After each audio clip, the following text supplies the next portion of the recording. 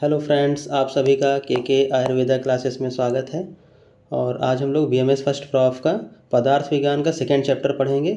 Second chapter काफ़ी बड़ा है, इसलिए हम लोग उसको पार्ट वाइज पढ़ेंगे। ठीक है, तो आज हम लोग पार्ट 1 पढ़ेंगे और सेकंड चैप्टर जो है वो ये है कि पदार्थ एवं दर्शन निरूपण। ठीक है, तो आइए पार्ट 1 स्टार्ट करते हैं। पदार्थ एवं दर्शन निरूपण। ठीक है, व्युत्पत्ति सबसे पहले पदार्थ हम देखते हैं। ठीक है, फिर दर्शन आगे देखेंगे। आज हम लोग फर्स्ट पार्ट में पदार्थ पढ़ेंगे और सेकंड पार्ट में दर्शन स्टार्ट करेंगे। क्लियर? तो देखते हैं पदार्थ की व्युत्पत्ति क्या होती है। पदार्थ जैसा कि सुन के ही समझ में आ रहा है, पद प्लस अर्थ यानी कि पदार्थ दो शब्दों से मिलकर बना हुआ है। कौन कौन से? पहला हो जाएगा पद, दूसरा हो जाएगा अर्थ। दोनों को ऐड कर देंगे तो क्या बनेगा? पदार्थ। मीन्स कि ये संधि विच्छेद करके लिखा गया है पदार्थ, पद प्लस अर्थ। ठीक है, तो वही लिखा हुआ है कि पदार्थ जो है वो दो शब्दों से मिलकर बना हुआ है। पद का अर्थ क्या होता है? शब्द, वाक्य या वस्तु।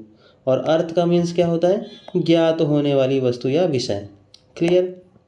फिर से देखेंगे, पद का अर्थ क्या होता है, मतलब पद का मतलब क्या होता है? पद मीन्स क्या होता है? शब्द, वाक्य और वस्तु। और अर्थ मीन्स क्या होता है? ज्ञात होने वाली वस्तु या विषय, मतलब जिसका ज्ञान प्राप्त हो या ज्ञात हो जाए। ठीक है, और इसका एक दो शब्द का श्लोक है, उसको लिख देंगे। क्या है श्लोक? पदस्यार्थ पदार्थ। क्या है? फिर से देखिएगा, पदस्यार्थ पदार्थ। अर्थात क्या होता है? पद के अर्थ को पदार्थ कहते हैं। सिंपल सा एक लाइन में क्या लिखना है? पद के अर्थ को पदार्थ कहते हैं। क्लियर? फिर क्या है? ज्ञान के विषय को पदार्थ कहते हैं। दूसरा क्या है? ज्ञान के विषय को पदार्थ कहते हैं। तो सिंपल सा दो लाइन में लिखा हुआ है क्या? पद के अर्थ को पदार्थ कहते हैं और ज्ञान के विषय को पदार्थ कहते हैं। क्लियर? फिर नेक्स्ट हम देखेंगे पदार्थ शब्द की निरुक्ति। ये निरुक्ति क्या है? ठीक है, तो पदार्थ शब्द की निरुक्ति क्या है? एक लाइन की है, याद कर लेंगे, मोस्ट इम्पॉर्टेंट है। 100% क्वेश्चन आता ही आता है। ठीक है, तो निरुक्ति क्या है? पद्यते गम्यते यनार्थः स पदार्थः। बहुत ध्यान से प्रोनाउंसिएशन देखिएगा।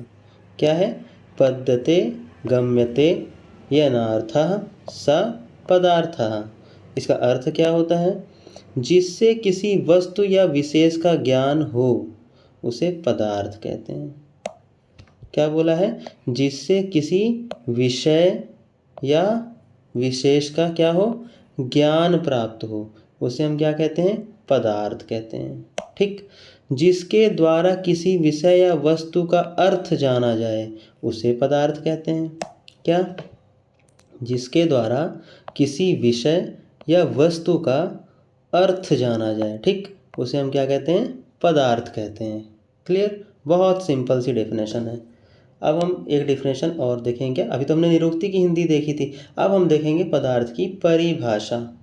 क्या है? जिसका अस्तित्व हो। क्लियर? जो सत्ता में हो, जिसका अस्तित्व हो, जिसका कोई नाम हो तथा जो ज्ञान का विषय हो उसे पदार्थ कहते हैं। क्लियर? बहुत अच्छी सी लाइन है। क्या है? जिसका कोई अस्तित्व हो, मतलब जो सत्ता में है। फिर क्या है? जिसका कोई नाम हो।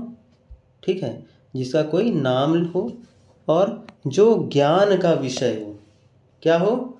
जो ज्ञान का विषय हो उसे क्या कहते हैं? पदार्थ कहते हैं। ठीक है, पदार्थ कहते हैं। क्लियर? और आज ये तो अब देखें हम आचार्य सुश्रुत के अनुसार। बहुत अच्छा, आचार्य सुश्रुत के अनुसार क्या है?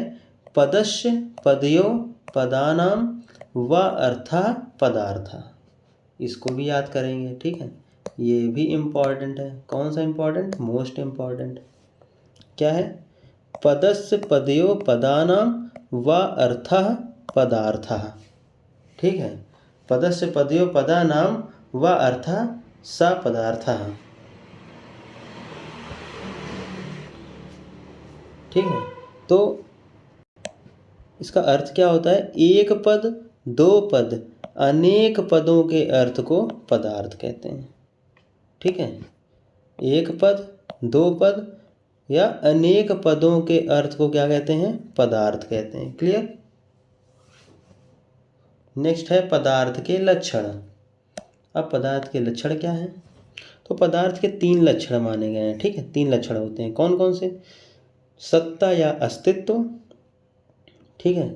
दूसरा गेयत्व हो जाएगा और तीसरा क्या होगा? अभिधेयत्व होगा, ठीक है। तो सबसे पहले हम क्या पढ़ेंगे? सत्ता या अस्तित्व क्या होता है? तो पदार्थ की सत्ता होती है, उसके होने का भाव होता है। जो होगा उसी के संबंध में कुछ कहा जाएगा, और जो है ही नहीं उसको जानने या उसकी चर्चा का प्रश्न ही नहीं उठता, ठीक है। ये क्या है? सत्ता।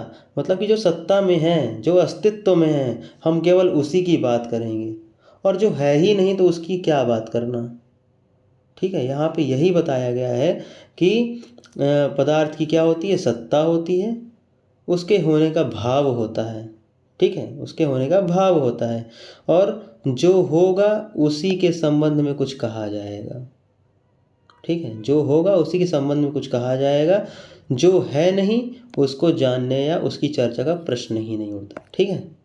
तो जो है नहीं उसकी जानने का प्रश्न ही नहीं उठता, उसके बारे में हम जानेंगे ही नहीं। जैसे एक एग्जाम्पल है बहुत अच्छा सा, क्या?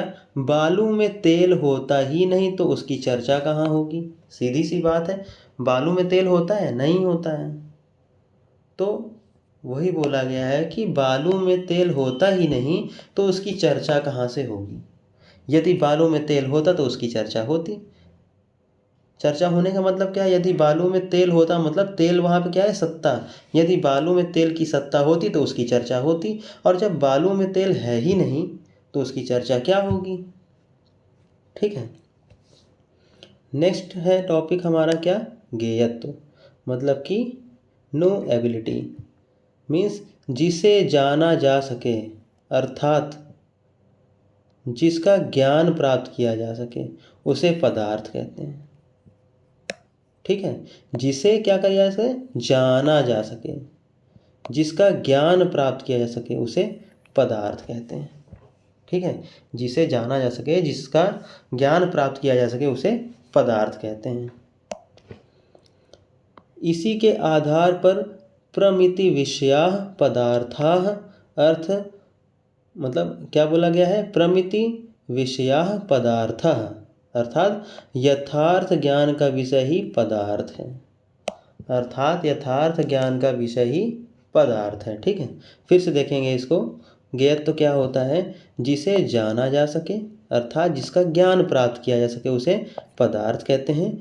इसी के आधार पर क्या बोला गया है? बहुत ध्यान से इस लाइन को देखिएगा, इस 2 शब्दों को देखिएगा। क्या? प्रमिति विषया पदार्थ, अर्थात यथार्थ ज्ञान के विषय को, ठीक है। यथार्थ ज्ञान का विषय ही क्या कहलाता है? पदार्थ कहलाता है। यथार्थ ज्ञान का विषय ही पदार्थ कहलाता है, ठीक।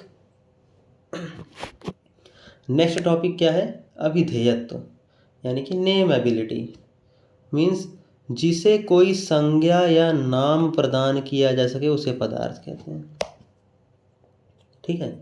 जिसे कोई संज्ञा या नाम प्रदान किया जा सके उसे पदार्थ कहते हैं, ठीक।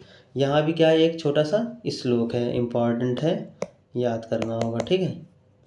मैं इम्पॉर्टेंट ही श्लोक लिखता हूँ, फालतू श्लोक लिखता ही नहीं, लेकिन फिर भी बताते चलता हूँ, ठीक है। याद करते रहिएगा। क्या है श्लोक? अभिधेयत्वम पदार्थ सामान्यम लक्षणम, ठीक है। क्या लिखा हुआ है? फिर से देखिएगा। अभिधेयत्वम पदार्थ सामान्यम लक्षणम, अर्थात पदार्थ का सामान्य लक्षण अभिधेय अर्थात नाम को धारण करना, ठीक है। इसका अर्थ क्या होता है? अभिधेयत्वम पदार्थ सामान्यम लक्षणम का अर्थ क्या होगा? पदार्थ का सामान्य लक्षण अभिधेय अर्थात नाम को धारण करना होता है, ठीक है। नाम को धारण करना होता है। क्लियर? तो ये क्या थे? सारे पदार्थ के लक्षण थे, ठीक है। अभी हम पढ़ेंगे क्या? पदार्थ के भेद एवं संख्या, पदार्थ के भेद एवं संख्या पढ़ेंगे, ठीक है। तो श्लोक क्या है? आधी लाइन का, अपरिमिताः च पदार्थाः, ठीक है। ये भी इम्पॉर्टेंट याद करना है। अपरिमिताः च पदार्थाः, पदार्थों की संख्या के लिए आचार्य सुश्रुत ने कहा है कि पदार्थों की संख्या अनंत है, अपरिमेय है। ठीक है, आचार्य सुश्रुत ने क्या बोला है कि पदार्थों की संख्या में क्या बोला आचार्य सुश्रुत ने? तो आचार्य सुश्रुत ने कहा है कि पदार्थों की संख्या क्या है? अनंत है, यानी कि इन्फिनिटी है, अर्थात अपरिमेय है। ठीक है, और अपरिमेय का अर्थ आपको पता ही होगा क्या होता है? इन्फिनिटी, जिसका कोई अंत ना हो। तो वही बोला गया कि अपरिमेय का अर्थ क्या है? जिसे नापा ना जा सके, जिसे गिना ना जा सके। ठीक है, संसार में जितनी वस्तुएं हैं उतने पदार्थ हैं। ठीक है, तो अपरिमेय का अर्थ आपको समझ में आ गया होगा, जिसे नापा ना जा सके, जिसे गिना ना जा सके, और संसार में जितनी वस्तुएं हैं उतने ही पदार्थ हैं। ठीक है, फिर आचार्य चरक ने पदार्थ को दो भागों में विभाजित किया है। जो आचार्य चरक थे उन्होंने पदार्थ को दो भागों में विभाजित किया। तो कौन कौन से होते हैं? एक हो जाएगा आपका भाव पदार्थ, जिसे सत भी कहते हैं, और एक होता है दूसरा अभाव पदार्थ, जिसे असत कहते हैं। ठीक है, भाव पदार्थ को सत कहते हैं, अभाव पदार्थ को असत कहते हैं। क्लियर?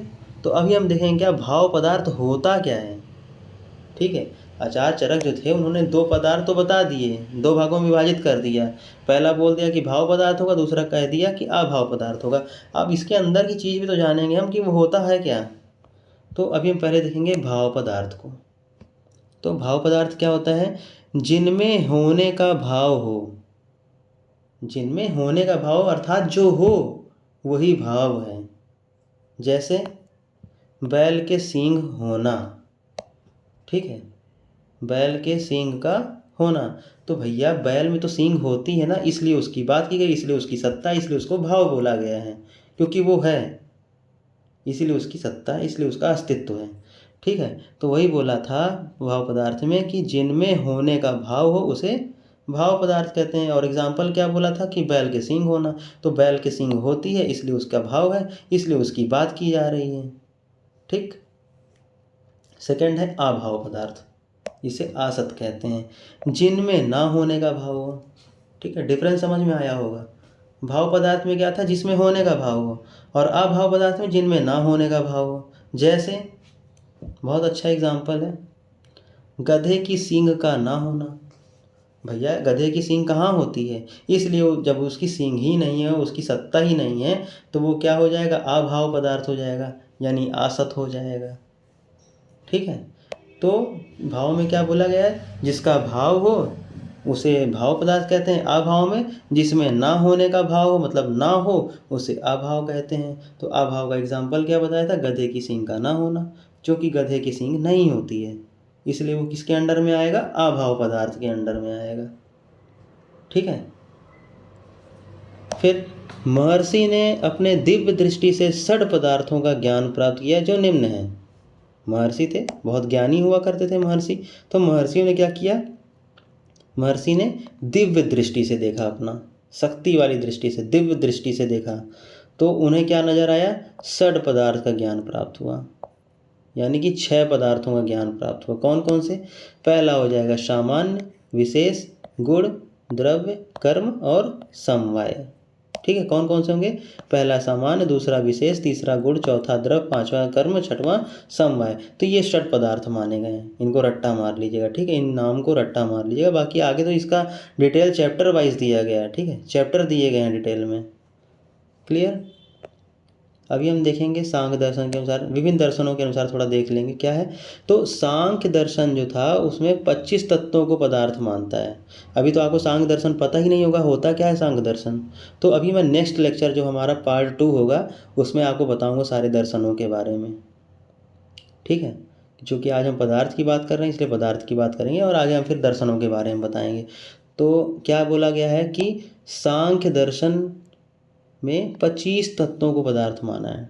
जो सांख्य दर्शन होता है उसने कितने तत्वों को? 25 तत्वों को। यहाँ से MCQ क्वेश्चन बनता है। ठीक है, यहाँ से MCQ क्वेश्चन बनता है। क्लियर? तो क्या बोला है? सांख्य दर्शन ने 25 तत्वों को पदार्थ माना है। तो क्वेश्चन बन के क्या आएगा कि सांख्य दर्शन ने कितने तत्वों को पदार्थ माना है? तो आपको लिखना होगा 25 तत्वों को। ठीक, तो वो 25 तत्व होते कौन कौन से हैं ये देखना कि वो 25 तत्व होते कौन कौन से हैं। तो पहला क्या है? पुरुष, दूसरा प्रकृति, तीसरा महत, चौथा अहंकार, फिर पाँचवें में क्या आ जाएगा, एकादश इंद्रियां। पता होगा आपको एकादश इंद्रियां कौन कौन सी होती है, हमने प्रीवियस लेक्चर में पढ़ा था, यानी कि फर्स्ट चैप्टर में। तो एकादश इंद्रियां कौन कौन सी होती हैं, 5, मैं लिख के बता देता हूँ आपको। 5 क्या होती हैं, ज्ञानेंद्रियां, ठीक है। 5 क्या हो जाएंगी, ज्ञानेंद्रियां। 5 क्या होंगी, कर्मेंद्रियां, ठीक है। 10 हो गई। अब एक क्या बची, उभय इंद्रिय, ठीक है। आई बात समझ में। तो कुल मिला के 11 इंद्रियां होती हैं। कौन कौन सी, 5 कर्मेंद्रियां, 5 ज्ञानेंद्रियां और एक उभय इंद्रिय, 11 इंद्रियां हो गई, ठीक है। तो क्या बोला गया, 25 तत्वों में पहला पुरुष हो गया, दूसरा प्रकृति, तीसरा महत, चौथा अहंकार, पांचवा में एकादश इंद्रियां, ठीक है। फिर क्या है, पंच तन मात्राएं, फिर क्या है, पंच महाभूत। पंच तन मात्राएं, फिर क्या है, पंच महाभूत है। क्लियर। इस प्रकार कुल कितने, 25 तत्व हो जाते हैं, ठीक है। संख्या आप जोड़ सकते हैं। पुरुष हो गया 1, प्रकृति को 2, महत 3, अहंकार 4, फिर एकादश इंद्रियां यानी कि 11, 11 4 15, और 15 5 तन मात्राएं, तो 15 5 20, और पंच महाभूत यानी कि 25। टोटल कितने हो जाएंगे, 25 हो जाएंगे। आई बात समझ में। फिर क्या है,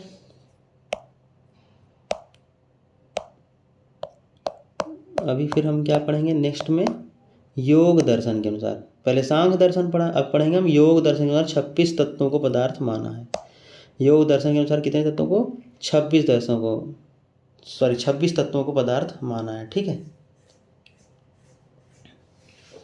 और तो वो 26 तत्व हैं कौन कौन से, पहला पुरुष, दूसरा प्रकृति, तीसरा महत, चौथा अहंकार, पांचवें में आ जाएंगे एकादश इंद्रियां जो अभी हमने पढ़ा था, फिर छठवें में आएंगे पंच तन मात्राएं जो हमने पढ़ा था, सातवें में आएंगे पंच महाभूत जो हमने पढ़ा था, एक एक्स्ट्रा क्या आया, ईश्वर यानी कि भगवान। तो योग दर्शन ने 26वां भी एक क्या मान लिया, ईश्वर को मान लिया, ठीक है। तब मिला के सारे मिला के क्या हो जाएंगे, 26 तत्व हो जाएंगे, ठीक। कौन कौन से होंगे, फिर से एक बार देंगे। पहला पुरुष हो जाएगा, दूसरा प्रकृति, तीसरा महत, चौथा अहंकार, 4 ये हो गए। एकादश इंद्रिय यानी कि 11, 11 4 हो गए कितना, 15, 15 फिर 5 तन मात्राएं मतलब 20, और उसके बाद पंच महाभूत हो गए 25, लास्ट में एक मिल गया क्या, ईश्वर। ईश्वर मिल गए तो क्या बन गया, 26 तत्व बन गए। क्या बन गए, 26 तत्व बन गए, ठीक है। अच्छा एक चीज़ और समझा देता हूँ मैं, हालांकि मैंने वहाँ क्रिया शरीर में समझाया था, लेक्चर देखेंगे आपको मिलेगा।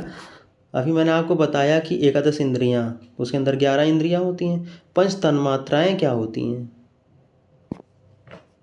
अगर नहीं पता तो मैं फिर से बता रहा हूँ कि पंच तन्मात्राओं में 5 चीज़ें होती हैं। कौन कौन सी होती हैं, तो पहला क्या हो जाएगा, शब्द तन्मात्रा। मैं शब्द लिख रहा हूँ, तन्मात्रा आप लगाएंगे, ठीक है। शब्द तन्मात्रा।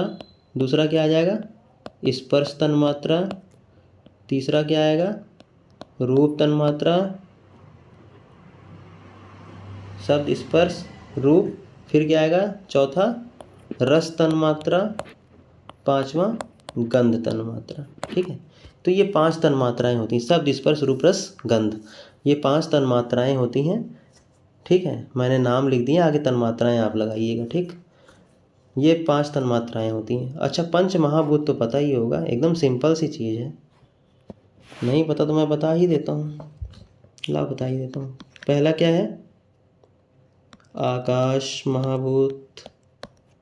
फिर दूसरा क्या आ जाएगा, वायु महाभूत। तीसरा क्या होगा, अग्नि महाभूत। चौथा जल महाभूत। लास्ट यानी कि 5वां क्या हो जाएगा, पृथ्वी महाभूत। क्लियर, ये पंच महाभूत होते हैं।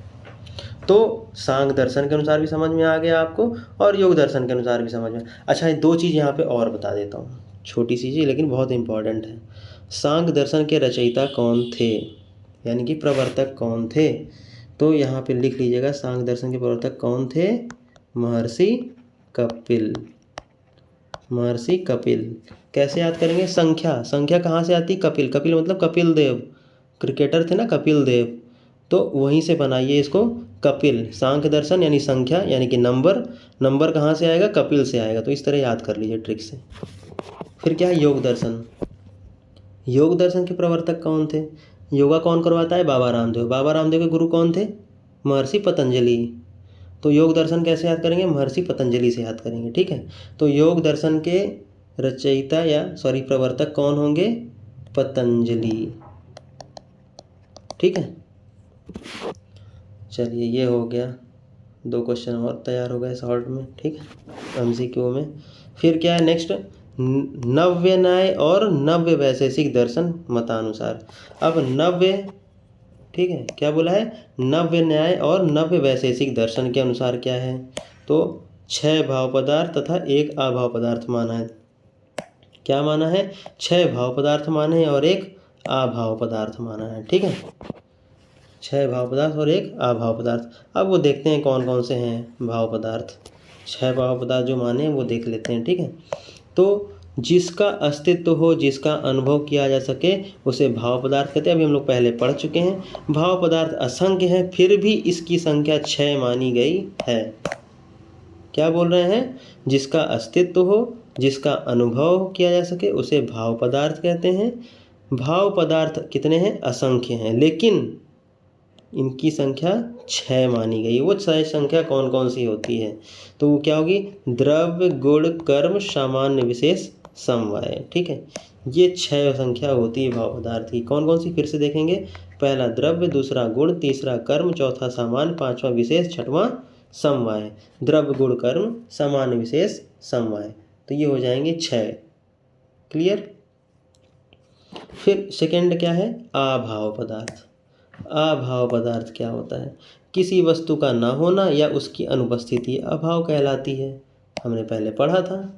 ठीक है, किसी वस्तु का ना होना या उसकी क्या? अनुपस्थिति अभाव कहलाती है। ठीक है, अभाव के कितने भेद? 2 भेद होते हैं। कौन कौन से? संसर्गाभाव और अन्योन्याभाव।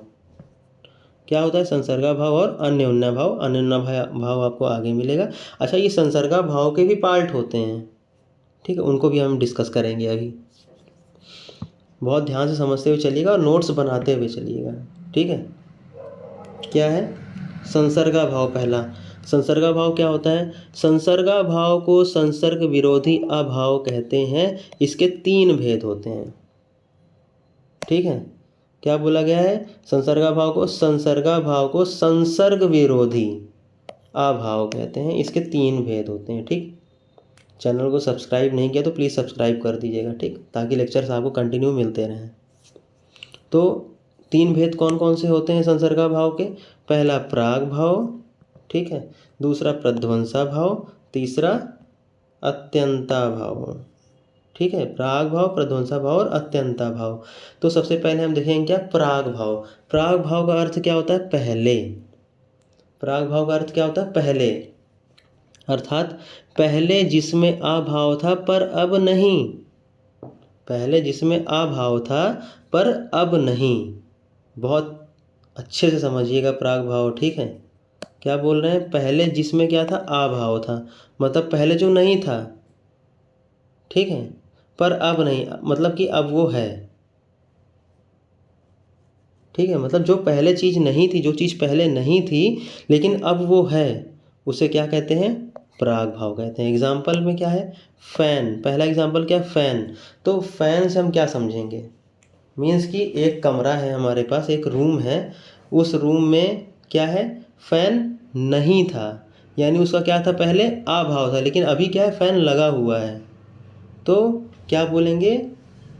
पहले जिसमें अभाव था पर अब नहीं, मतलब कि पहले रूम में फ़ैन नहीं था लेकिन अब रूम में फ़ैन है, मतलब कि अब उसका अभाव ख़त्म हो गया है। ठीक, पहले फ़ैन का अभाव था, मतलब कि फ़ैन नहीं था। ठीक है, समझ में आया होगा आई होप।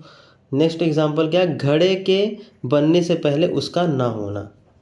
ठीक है, अब जैसे घड़ा है, मिट्टी का घड़ा होता है ना, तो घड़े के बनने से पहले, जैसे घड़ा अभी बना नहीं है, घड़ा जो है वो अभी बना नहीं है, अभी तैयार नहीं हुआ है, तो बनने से पहले उसका क्या था? अभाव था, यानी घड़ा नहीं था। और जब घड़ा बन गया तो उसका अभाव खत्म हो गया, यानी घड़ा बन गया, उसका भाव हो जाएगा, वो अस्तित्व में आ गया है। ठीक है। तो वही बोला गया है कि घड़े के बनने से पहले उसका ना होना, मतलब कि उसका अभाव होना। ठीक है।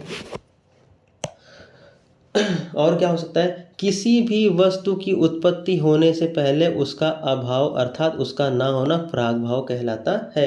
वही अभी तक मैंने आपको समझाया एग्जाम्पल के सहारे, एग्जाम्पल बताया मैंने आपको, दो एग्जाम्पल बताए। तो वही बोला गया है कि किसी भी वस्तु की उत्पत्ति होने से पहले उसका अभाव, मतलब कि उसका अभाव था, मतलब कि वो नहीं था, और अब वो क्या हो गया, आ गया है, अर्थात उसका ना हो। ठीक है, ये क्या है, प्रागभाव कहलाता है। क्लियर। नेक्स्ट है हमारा क्या, प्रध्वंसा भाव। क्या होता है प्रध्वंसा, ये भी बहुत ध्यान समझिएगा।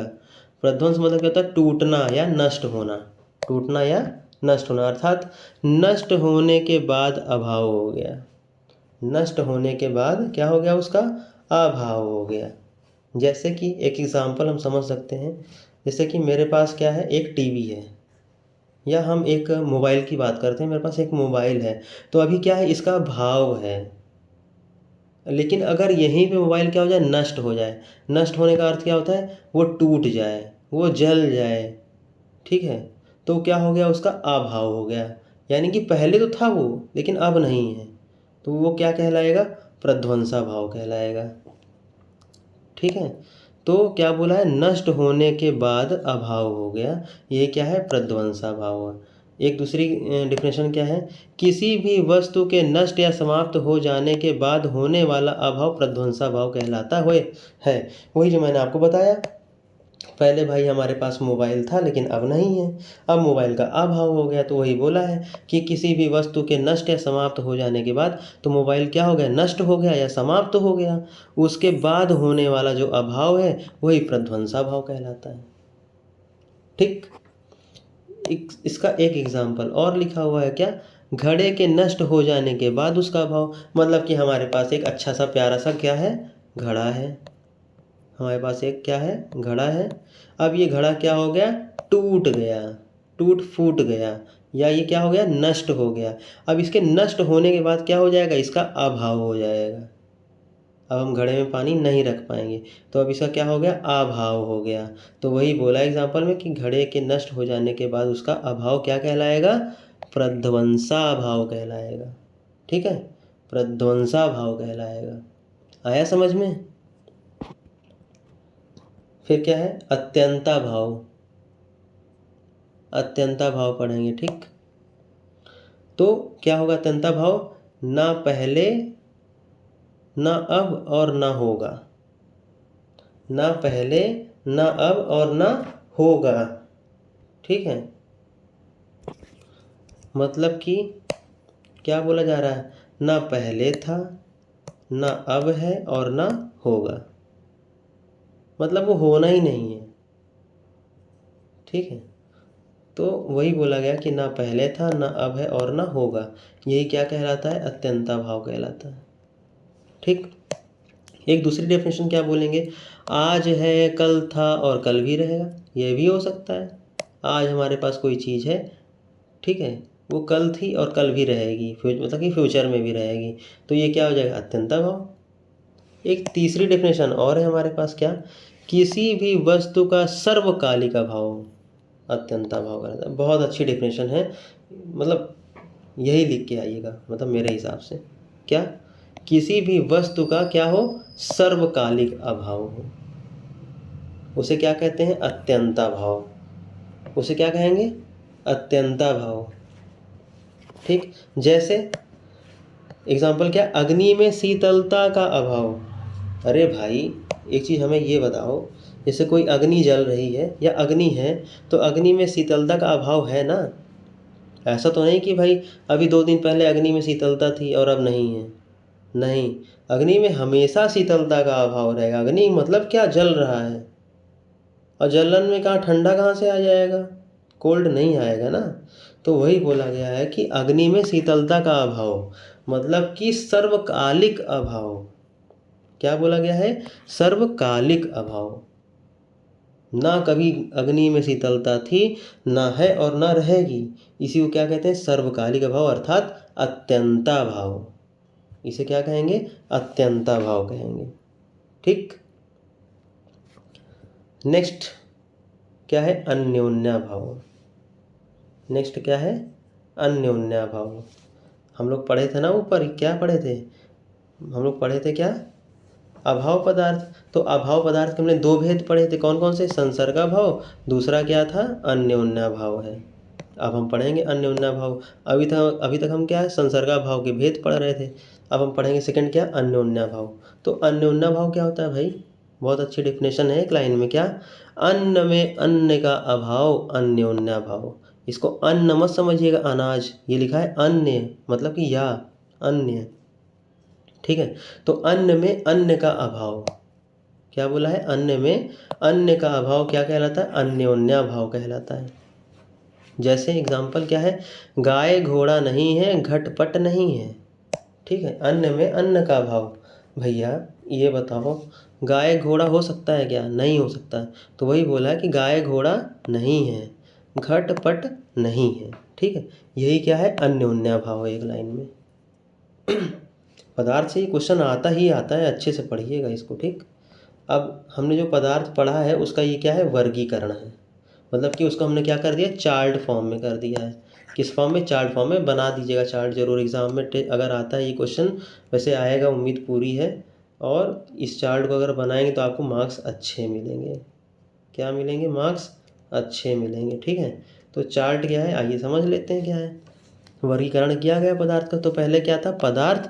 फिर हमने क्या पढ़े थे? पदार्थ के दो भेद पढ़े थे। एक भाव पदार्थ पढ़ा था, दूसरा अभाव पदार्थ पढ़ा था। फिर हमने भाव पदार्थ के 6 भेद पढ़े थे।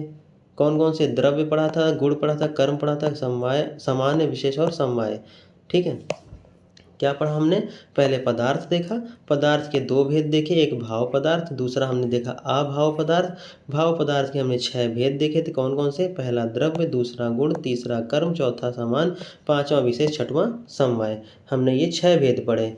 फिर सेकंड में क्या आता है? पदार्थ में सेकंड में क्या था? अभाव पदार्थ। तो अभाव पदार्थ के कितने भेद होते हैं? 2 भेद होते हैं, कौन कौन से? एक संसर्गाभाव, एक अन्योन्याभाव। कौन कौन से होंगे?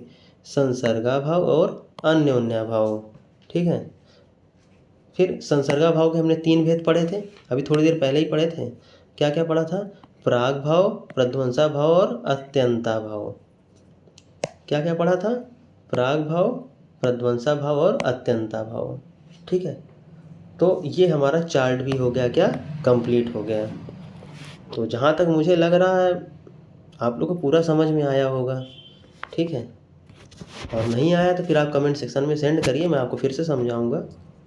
क्लियर? तो आज का लेक्चर यहीं भी फिनिश करते हैं, पार्ट 1। नेक्स्ट पढ़ेंगे हम लोग पार्ट 2 अगले लेक्चर में। तो पार्ट 2 में हम लोग दर्शन पढ़ेंगे, ठीक है। तो पार्ट 1 यहीं पे फिनिश करते हैं। और आई होप आप लोगों को पूरा समझ में आया होगा, ठीक। और आपको अगर मेरा लेक्चर अच्छा लगा हो तो प्लीज़ आप उसे लाइक करिए, शेयर ज़रूर करिए, ताकि सभी लोगों को ये लेक्चर प्राप्त हो सके, ठीक है। और कमेंट करिए, नहीं आया तो भी करिए, और आया तो भी करिए कमेंट। क्लियर? और सब्सक्राइब ज़रूर कर दीजिएगा अगर नहीं किए हैं तो, ठीक है। चलिए फिनिश करते हैं। Thank you.